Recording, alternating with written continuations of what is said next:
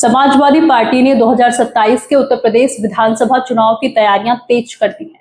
Party सूत्रों के मुताबिक करीब 46 विधानसभा सीटों पर संभावित उम्मीदवारों का पैनल लगभग तैयार हो चुका है। इनमें सबसे ज्यादा 19 सीटें पूर्वांचल की हैं और इन्हीं सीटों में अमेठी की गौरीगंज विधानसभा भी शामिल है, जहां से पूर्व विधायक संतोष पांडे का नाम प्रमुख दावेदारों में सामने आ रहा है। हालांकि पार्टी ने अभी आधिकारिक तौर पर किसी भी उम्मीदवार की घोषणा नहीं की है, लेकिन संगठन के भीतर संतोष पांडे की दावेदारी को मजबूत माना जा रहा है।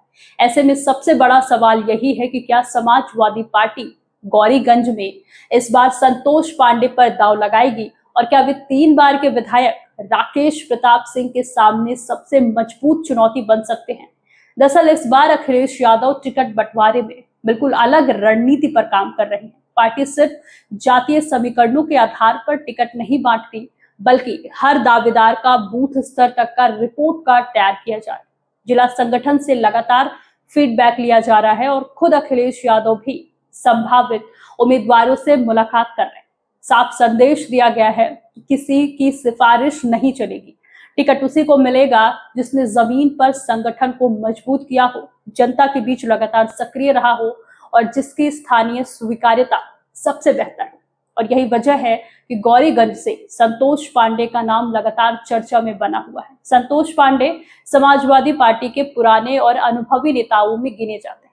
2012 में उन्होंने सुल्तानपुर की लभुआ विधानसभा सीट से समाजवादी पार्टी के टिकट पर चुनाव जीतकर विधायक बने थे। पूर्वांचल की राजनीति में उनकी सक्रियता, संगठन में लंबे समय से उनकी भूमिका और ब्राह्मण समाज के बीच उनकी पकड़ को देखते हुए उन्हें पार्टी का मजबूत ब्राह्मण चेहरा माना जाता है। पिछले कुछ वर्षों में वे लगातार क्षेत्र में सक्रिय और कार्यकर्ताओं के बीच भी उनकी अच्छी पकड़ बताई जाती है और यही वजह है कि 2027 के संभावित उम्मीदवारों की चर्चा में उनका नाम प्रमुखता से लिया जा रहा है। लेकिन अगर समाजवादी पार्टी संतोष पांडे पर भरोसा जताती है तो उनके सामने चुनौती भी कम नहीं होगी। उनका मुकाबला सीधे गौरीगंज से लगातार 3 बार विधायक रहे राकेश प्रताप सिंह से हो सकता है। राकेश प्रताप सिंह 2012, 2017 और 2022 में लगातार इस सीट से जीत दर्ज कर चुके हैं और इलाके की राजनीति के सबसे प्रभावशाली नेताओं में गिने जाते हैं। हालांकि पिछले कुछ वर्षों में वे सिर्फ अपनी चुनावी जीत की वजह से नहीं, बल्कि अपने राजनीतिक फैसलों की वजह से भी लगातार सुर्खियों में रहे। साल 2021 में उन्होंने तत्कालीन भाजपा सरकार पर चुनावी वादे पूरा न करने का आरोप लगाते हुए विधायक पद से इस्तीफा देकर प्रदेश की राजनीति में हलचल मचा दी। हालांकि 2022 के विधानसभा चुनाव में उन्होंने एक बार फिर जीत दर्ज कर अपनी राजनीतिक पकड़ साबित कर दी। इसके बाद 2023 के नगर निकाय चुनाव के दौरान गौरीगंज कोतवाली परिसर में भाजपा प्रत्याशी के पति के साथ कथित मारपीट के मामले में उनके खिलाफ मुकदमा भी दर्ज हुआ, जिसकी काफी चर्चा रही। फिर आया 2024 का राज्यसभा चुनाव, जिसने उनकी राजनीति को नया मोड़ दे दिया। वे उन समाजवादी पार्टी विधायकों में शामिल रहे जिन्होंने पार्टी व्हिप के खिलाफ जाकर भाजपा उम्मीदवारों के पक्ष में मतदान किया।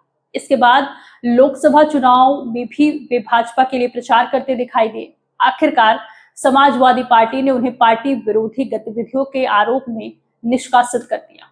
हाल ही में मीडिया से बातचीत के दौरान जब उनसे पूछा गया कि क्या भविष्य में वे समाजवादी पार्टी से चुनाव लड़ेंगे, तो उन्होंने साफ शब्दों में कहा कि समाजवादी पार्टी से चुनाव लड़ने का कोई सवाल ही नहीं उठता।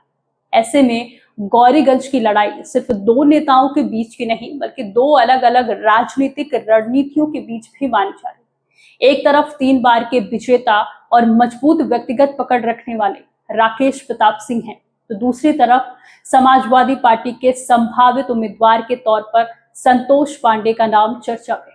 गौरीगंज विधानसभा में ब्राह्मण मतदाताओं की भूमिका काफी महत्वपूर्ण मानी जाती है। इसके साथ ही राजपूत, ओबीसी, दलित और मुस्लिम मतदाता भी चुनावी नतीजों को प्रभावित करते हैं। ऐसे में यहाँ जीत सिर्फ पार्टी की लहर से नहीं, बल्कि उम्मीदवार की व्यक्तिगत छवि, स्थानीय पकड़ और सामाजिक समीकरणों से तय होती है। राजनीतिक जानकारों का मानना है कि अगर समाजवादी पार्टी संतोष पांडे को मैदान में उतारती है तो ब्राह्मण वोटों में सेंध लगाने के साथ साथ पीडीए के सामाजिक समीकरण को साधने की भी कोशिश करेगी, जबकि राकेश प्रताप सिंह अपनी व्यक्तिगत पकड़ और लगातार 3 चुनावों की जीत के अनुभव के साथ मैदान में होंगे। फिलहाल अंतिम फैसला समाजवादी पार्टी की आधिकारिक उम्मीदवारों की सूची आने के बाद ही होगा।